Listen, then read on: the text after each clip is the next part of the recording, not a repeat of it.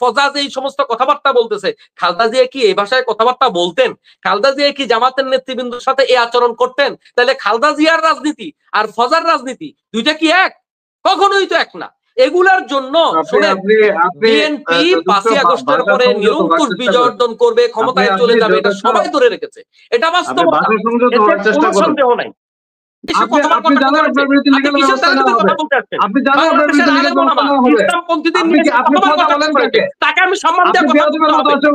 আমি সম্মানকে আপনার থেকে শিখতে হবে না। আপনি আপনার কথা বলবেন। জামাত ইসলাম 3% ভোট, আপনি ওটার উপরে থাকেন, ওটার উপরে স্বস্তি দেখুন কিন্তু থাকেন, এতে আপনার ফায়দা হবে। আমি যে বিষয়ে কথা বলবো, জামাত ইসলামী ক্ষমতায় আসবে কিনা, জামাত ক্ষমতায় আসলে কেউ কেউ ফাঁসি দিবে, কেউ বিষ খাবে, এক একজন এক একটা করবে। জামাত ইসলাম ক্ষমতায় তো আসবে না, জামাতের ভোট তো 5%, কারো কারো মতে আরো কম। তো এখন এই পার্সেন্ট ভোটের জামাত ইসলামীকে নিয়ে এত পড়ে থাকা তো দরকার নাই।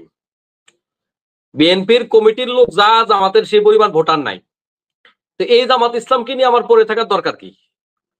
আর যারা এগুলো আমরা বলতেছি, আমরা মেম্বার হিসেবে দাঁড়ালে পাস করবো কিনা, এটা একটা বিষয়। আসলে আমরা আরেকজনের দল নিয়ে পড়ে আছি। বাংলাদেশে এরকম কিছু বুদ্ধিজীবী আছে, যে বুদ্ধিজীবীদের কাজ হলো টকশোতে বসে বসে অন্য দলের সমালোচনা করা। বাস্তবিক কথা হচ্ছে তাদের ঘরের ভোট তারা পাবে না, অবস্থাটা তাদের এরকম। তো এটা হচ্ছে আমাদের এখনকার আলোচনা, পর্যালোচনার অবস্থা আছে। বাংলাদেশ জামাত ইসলামী কি, কেমন কি অবস্থা, এই জায়গায় আপনি একটা গ্রামে চলে যান, আপনি শহরে ঘুরে বেড়ান, দোকানপাটে ঘুরে বেড়ান, লোকজনের সাথে কথা বলেন, আপনি 5-10 হাজার লোকের সাথে অফলাইনে কথা বলেন, অনলাইনে কথা বলেন, আপনি অফলাইন অনলাইন সবগুলো যোগ করেন, অবস্থা কি দেখেন, তখন বুঝবেন আসলে অবস্থা হয়েছে কি জানেন। এই এতক্ষণ পর্যন্ত টকশো যা চললো, আর ফেসবুকে বিএনপির বড় বড় মুক্তিযোদ্ধারা যেগুলা বলে জামাত ইসলাম 3%, 4%, 9%, এই যে বলাগুলো, এগুলা কেন বলে জানেন? আমাদের কুমিল্লা একটা কথা আছে, মানে দুইজনে কুস্তিতে লাগার পরে তো নিশ্চিত হারু পার্টি যারা আছে না, নিচে পড়ে থাকে, কোনোভাবে উপর উঠতে পারে না কুস্তিতে। তো নিচে পড়ে থেকে নাকি এক ছেলে বলতেছে যে আর জীবনে ধরবিনি মানে জীবনে আর ধরবিনি আমার সাথে, অথচ নিশ্চয়ই কিন্তু উপর উঠতে পারতেছে না। তো ভাবখানা হচ্ছে এরকম। অনেক তো চেষ্টা করেছে আরিফ বিল্লাহ ভাই, তো গত কদিন আগে ইয়েতে বলেছে ওই যে নীলক্ষেত, অথচ বিএনপির লোকেরা কিন্তু সেই ঢাবির নির্বাচনকে, ডাকসুর নির্বাচনকে কিন্তু বিএনপির অনেক গণ্যমান্য লোকেরা কি বলে যে স্বাগত জানিয়েছে এবং তাদের হাতে ক্রেশ গ্রহণ করেছে, সেখানে গিয়ে প্রশংসা করে এসেছে, জিএস প্রার্থী তাদেরকে স্বাগত জানিয়েছে। তারপরে দিন শেষে এটা হলো বাস্তবতা, বিএনপি বাংলাদেশের অন্যতম গুরুত্বপূর্ণ পার্টি, বিএনপি অন্যতম বড় দল, আমি জানি না সবচেয়ে বড় দল কিনা, অন্যতম বড় দল বিএনপি, বড় দল, এতে কোনো সন্দেহ নেই। ওই বিএনপির মতো দল বৈধ অবৈধ কোনো কিছু হালাল হারাম না বিচার করে সব জায়গায় যে বিএনপি জবরদখল করে যাচ্ছে, সেই বিএনপি নির্বাচনে হেরে হাত গুটায় বাড়ি চলে আসবে, এটা পাগলে বিশ্বাস করে? এরা ক্লিয়ার মেসেজ পেয়েছে এই বিশ্ববিদ্যালয়গুলাতে কখনোই নির্বাচনে উল্টাপাল্টা করা, কারচুপি করা সম্ভব না। যদি সম্ভব হয় সেই কারচুপিটা পার্সেন্টেজে আসবে না, মানে সেই অপকর্মটা কিংবা সেই কলা কৌশলটা এত ক্ষীণ যে সেটা পার্সেন্টেজে আসবে না। আজকে কিন্তু আরিফ বিল্লাহ সাহেব বলে গেছেন যে বিশ্ববিদ্যালয়গুলাতে এই ছাত্র শিবিরের প্যানেল পাশ করেছে, এটা আজকে স্বীকৃতি দিয়েছেন। কিন্তু গত মিটিং এ কিন্তু তিনি বলেছিলেন নীলক্ষেতের কথা, নীলক্ষেতের ভিপি, মানে নীলক্ষেতের কারিশমায় ভিপি হয়েছে কি বলে যে সাদিক কাইম, এটা কিন্তু গতটাতে অস্বীকার করেছে। যাক, আজকে স্বীকার করেছে, এজন্য ধন্যবাদ, আজকে ভিপির স্বীকৃতি দিয়েছে। এখন এই যে এখানে ভোটের যে অবস্থাটা, আওয়ামী লীগের ভোট জামাত পাবে, এই কারণে আওয়ামী লীগ জামাতকে বসাইতে চায়, কিংবা আওয়ামী লীগের সাথে জামাতের একটা সুসম্পর্ক, এটা প্রমাণ করার জন্য চেষ্টা করতেছে। আরে আওয়ামী লীগের সবচেয়ে বড় ভোট ব্যাংক যেটা, সেখানে সাদেক কায়েম ভোট পাইছে 12টা 10টা, সেখানে ভোট বাকিগুলো কে পেয়েছে? তাহলে আওয়ামী লীগের সাথে ছাত্র দলের সাথে সম্পর্কটা ভালো কার, এটা বুঝতে কোনো অসুবিধা আছে? এই আওয়ামী লীগ জামাত ইসলামের প্রথম কাতারের 10-12 জন নেতাকে ফাঁসি দিয়েছে, জুলুম করেছে, কেউ জেলখানায় মৃত্যুবরণ করেছে, বিএনপির উপর অত্যাচার হয়েছে, আপামর জনতার উপর অত্যাচার হয়েছে, সাধারণ মানুষের উপর অত্যাচার হয়েছে, কিন্তু সাংগঠনিক বিবেচনায় জামাত শিবিরের যে ক্ষতি আওয়ামী লীগ করেছে সেটা অন্য কোনো দলের করেনি। কিন্তু প্রত্যেক দল থেকে হাজার হাজার মানুষ নির্যাতিত ছিল, বিশেষ করে বিএনপি জামাতের বিরুদ্ধে লাখো লাখো মামলা ছিল। এটা আমরা একমত, এটা স্বীকার করি। কিন্তু সাংগঠনিকভাবে জামাত ইসলামী যেভাবে ক্ষতিগ্রস্ত হয়েছে, কিংবা ক্ষতির ক্ষেত্রে জামাত ইসলামী ছাত্র শিবিরের লোকদেরকে পেলে যেভাবে ধরেই মেরে ফেলা হতো, বিএনপি পেলে সেটা করা হতো না। বিএনপির অনেক মানুষ মারা গেছে, এটা সত্য। কিন্তু বিএনপি পেলে ছাত্র শিবির পেলেই তাকে মেরে ফেলো, তার গলা কেটে দাও, হাত কেটে দাও, পা কেটে দাও। বিএনপি পেলে তারা ধর্মার ছেড়ে দাও, তাকে জেলখানে দিয়ে দাও। তাহলে মায়ের ধরনটাও ভিন্ন ছিল, নির্যাতিত ছিল। বিএনপির অনেক, আমাদের কি বলে যে সিলেটের যে নেতা, তিনি সহ আরো অনেক তো গুম হয়েছে, এটা আমরা অস্বীকার করি না, ক্ষতি অবশ্যই হয়েছে। এখন আওয়ামী লীগের সাথে এত সম্পর্ক, অথচ আপনি দেখেন বিএনপি ছাত্রদল যতগুলা কমিটি দিয়েছে সবগুলা কমিটিতে আপনি কি বলে যে বিএনপি ছাত্রলীগ পাবেন, আওয়ামী লীগ পাবেন।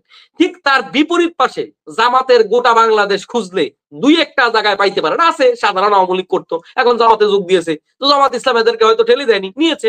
এখন এটা নেওয়া ভালো হয়েছে না মন্দ হয়েছে সেটা আরেক আলোচনার বিষয়, কিন্তু সেটা দুই চার জায়গা পাবেন। কিন্তু আপনি বাংলাদেশ গোটা খুঁজেন, সব জায়গায় পাবেন। এখন কিছু শেখানো বয়ান, বিএনপি যে ভাষায় বলতেছে, ফজারা যে ভাষায় বলতেছে, ওনারা এখন সে ভাষায় কথাবার্তা বলতেছে। ভাই এটা কি বিএনপির কথা? তার সাথে কি তারেক জিয়ার কথা মিলে? তার সাথে খালেদা জিয়ার কথা মিলে? খালেদা জিয়া এই বর্তমান ফজাজ এই সমস্ত কথাবার্তা বলতেছে, খালেদা জিয়া কি এই ভাষায় কথাবার্তা বলতেন? খালেদা জিয়া কি জামাতের নেতৃবৃন্দের সাথে এই আচরণ করতেন? তাহলে খালেদা জিয়ার রাজনীতি আর ফজার রাজনীতি দুইটা কি এক? কখনোই তো এক না। এগুলার জন্য বিএনপি 5ই আগস্টের পরে নিরঙ্কুশ বিজয় অর্জন করবে, ক্ষমতায় চলে যাবে, এটা সবাই ধরে রেখেছে, এটা বাস্তবতা, এতে কোনো সন্দেহ নাই। আপনি যার ব্যাপারে ভাষা সংযত করতে আসছেন, সে কি কাউকে সম্মান দিয়ে কথা বলে? আপনি কার কথা বলতে আসছেন এখানে?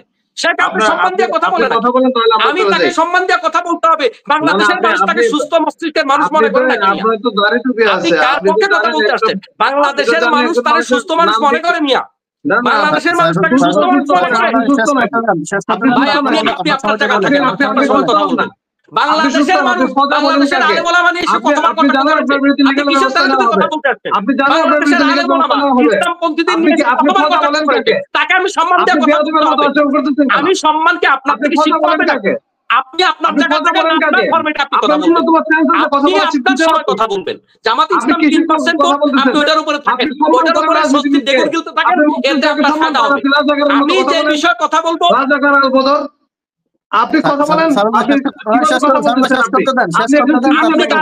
বাংলাদেশের কোন সম্মান করে কথা বলে, আপনি কথা বললেন কেন ওনাকে? সে পর্যন্ত বাংলাদেশের বিজ্ঞ রাজনীতিবিদদের ব্যাপারে সে কাউকে সম্মান দিয়ে কথা বলেছে, আমি তাকে সম্মান দিয়ে কথা বলতে হবে। তার মধ্যে একটা অথর্ব লোকের পক্ষে আপনি কথা বলতেছেন, আপনার রুচি কেমন? আপনি যদি ওনাকে নাম ধরে বলতে পারেন তাহলে আমি কথা বলবো। তাকে নিয়ে কথা বলতে আসেন না, উনি যদি এরকম ভাবে বলে আমি এখানে কথা বলবো না। তাকে নিয়ে কথা বলতে আসেন না, আপনি তাকে নিয়ে কথা বলতে আসেন না।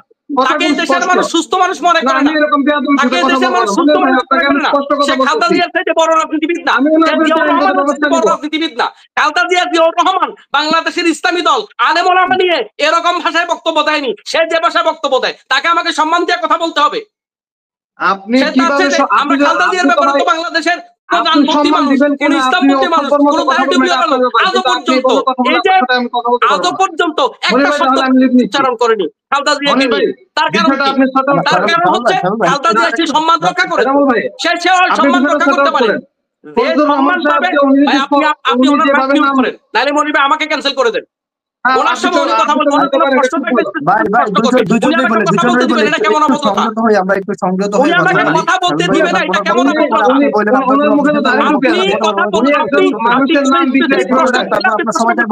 কিন্তু আপনি আমাকে কথা বলতে দিচ্ছেন না, এটা কেমন অবস্থা?